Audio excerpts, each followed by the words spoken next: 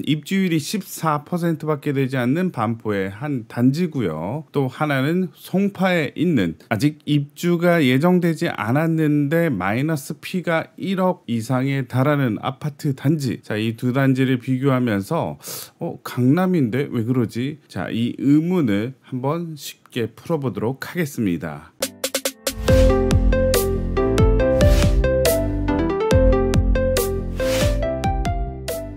자, 일단 동아일보 기사죠. 반포 최고가 주택 입주 예정자 40%가 계약 해지를 고려하고 있다. 자, 왜 그럴까요? 자, 그 아파트 단지는 반포 리버파크라고 하고요. 분양가가 무려 8천만 원에 육박했다. 입주 기간은 만료됐는데 입주율이 10에서 한 14% 정도밖에 되지 않더라. 자, 잔금을 못 내 계약 해지 고려를 하고 있는데 그 이유 중 하나가 바로 분양가였던 거죠. 더샵 반포 리버파크는 도시형 생활주택으로, 자, 여기 일단 별표 하나. 지난해 분양 당시 평당 분양가가 7,999만 원. 와, 엄청 세죠. 그래서 전용 면적 49제곱미터를 한다면 분양가가 무려 17억 원에 달한다. 작년에 분양했던 레미안 원베일리가 5,668만 원인데 요거에 비해서 2,300만 원 정도 더 높은 가격에 아파트? 아니죠. 도시형 생활주택이었던 거죠. 단지 이름이 더샵 리버파크니까 한강 쪽에 있나요? 뭐 아크로 리버파크 근처에 있나요? 아니죠. 저 밑에 보면은 이쪽에도 리버가 있습니다. 반포천이라고 있죠. 그쪽 물줄기 따라서 요쯤에 있는 데가 이제 더샵 반포 리버파크라고 할 수 있겠죠. 140세대. 자, 그래서 이렇게 줄여서 본다면 일단은 구반포역이랑 대략적으로 직선거리로 한 450m 떨어져 있는 곳이다. 그래서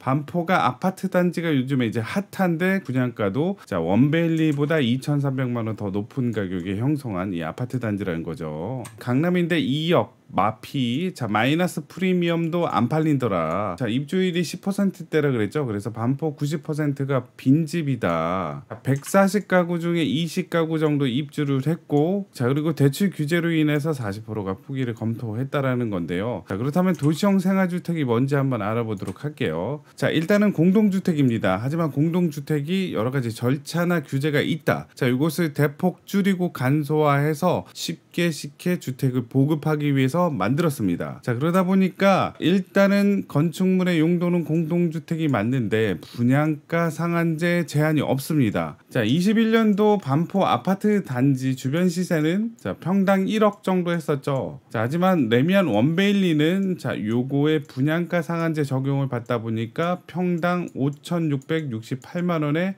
분양을 했다. 하지만 도시형 생활주택인 더샵 반포 리버파크는 분양가 상한제 적용을 받지 않기 때문에 7,990만 원에 분양을 했습니다. 네이버 부동산에 가면 매물이 나옵니다. 그래서 뭐 12억에서 14억, 여기 보면 매매 14억 5천이라고 나오는데, 자, 여기 마이너스 P 2억, 대략적으로 뭐 16억 5천에서 17억 사이에 분양했는데 입주 즈음 해가지고 14억 5천, 마이너스 2억 정도 떨어진 가격에 매물이 나와 있더라. 자, 옆에는 이 아파트의 평면도가 이렇게 나와 있죠. 보면 약간, 자, 여기가 이제 침실이고 거실, 어떻게 보면 방 하나 부엌 하나의 소소한 구성이라고 할 수 있겠죠. 다른 평면도를 본다면 입구는 이쪽으로 딱 들어가면 여기가 이제 거실이고요. 자, 그리고 여기가 문이 있으니까 이제 침실이라고 할 수 있겠죠. 한 2인 가족까지는 괜찮지만 3인 가족이 살기에는 약간 부담스러운 평면도다라고 할 수 있겠죠. 3번에 이제 규제 완화로 인해서 약간의 아쉬운 점이 뭐냐, 이 단지의 세대수는 140세대인데 부대시설을 간소화하다 보니까 총 주차 대수도 140대. 자, 여기에서 장애인 주차장, 전기차 전용 주차장 빼면은 실질적으로 주차는 좀 모자라는 편이다. 자, 그리고 최고층도 7층 정도밖에 안 되네요. 자, 올해 초까지만 하더라도 분양권 전매가 25억까지, 자, 17억에서 25억까지 화랑기였었는데 그게 고금리로 인해서 확 꺾였죠. 그래서 지금 현재는 분양권 2억 정도 낮춰서 매물이 나오더라도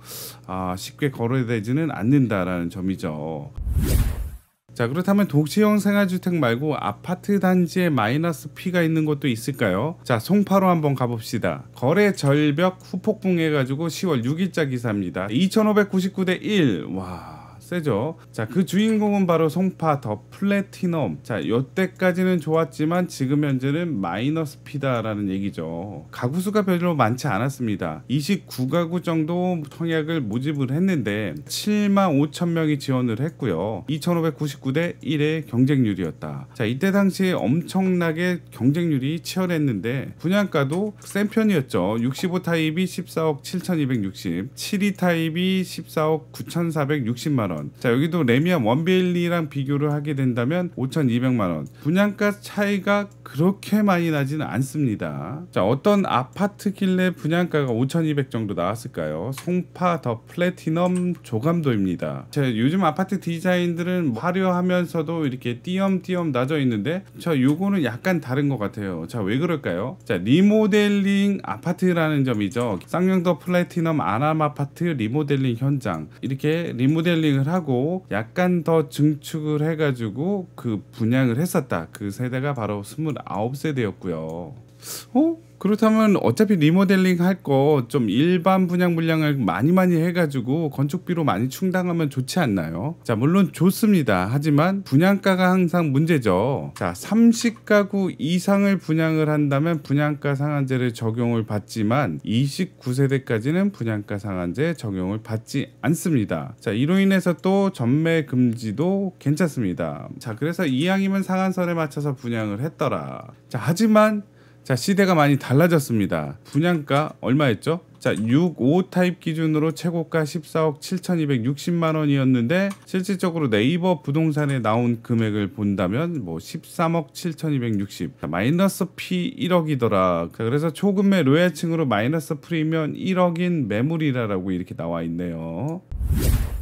자, 그렇다면 두 아파트 단지의 공통점을 한번 찾아보도록 하겠습니다. 일단 두 단지 모두 다 분양가 상한제 적용을 받지 않았죠. 첫 번째 단지는 도시형 생활주택이다 보니까 분양가 상한제 적용을 안 받았고요. 두 번째는 리모델링 하는데 30세대를 넘지 않았기 때문에 분양가 상한제 적용을 안 받았다. 분양가를 높게 책정하다 보니까 입주민들에게 좀 부담이 가는 금액이 지금 현실상으로 나타났다는 거죠. 자, 그리고 둘 다 엄밀히 얘기하면 아파트 신축은 아닙니다. 한 개는 도시형 생활주택이고요. 또 한 개는 자, 신축이 아닌 리모델링이었죠. 세 번째는 자, 두 단지 모두 다 입주 중이거나 입주 예정인 단지라고 할 수 있겠죠. 분양받을 당시에는 초기 투자금이 적었죠. 뭐 계약금만 있었으면 됐었으니까요. 그리고 금리도 낮았습니다. 그때 당시는. 하지만 지금은 잔금을 치러야 되는 시기가 도래되거나 도래했고요. 금리가 높다 보니까 그 모든 것들이 이제 부담으로 다가왔다는 거죠. 자, 반포는 140세대, 자, 송파는 328세대라서 규모의 경제를 하기에는 좀 부담스러운 단지였다라는 거죠. 자, 그렇다면 신축 아파트 단지는 좀 더 덜 떨어지나요? 자, 그것도 아닙니다. 자, 올해 입주한 주요 단지 공실 현황을 본다면 자, 송파구의 거여동의 송파 시그니처 롯데캐슬 같은 경우도 자, 이번에 신축한 단지고요. 단지 수도 자, 무려 2,000세대 가까이 되는데 요 단지도 공실이더라. 그 이유를 들어보니까 기존 주택 매각이 지연됐던지 아니면 세입자 미확보, 잔금 대출이 어렵다, 분양권 매도가 지연됐다라는 이유에서 이렇게 공실이 났다라고 할 수 있습니다. 대장단지로 우뚝 설 것이다라는 엄청난 기대를 받았는데 송파 1900가구 대단지도 4분의 1이 빈집이 되었다라는 거죠. 기존 집 안 팔려서 못 들어가, 잔금을 못 치러서 못 들어가, 대출이 안 나와서 못 들어가. 자, 여러 가지 사건 사고들이 지금 현재 많이 일어나고 있다는 사실이죠.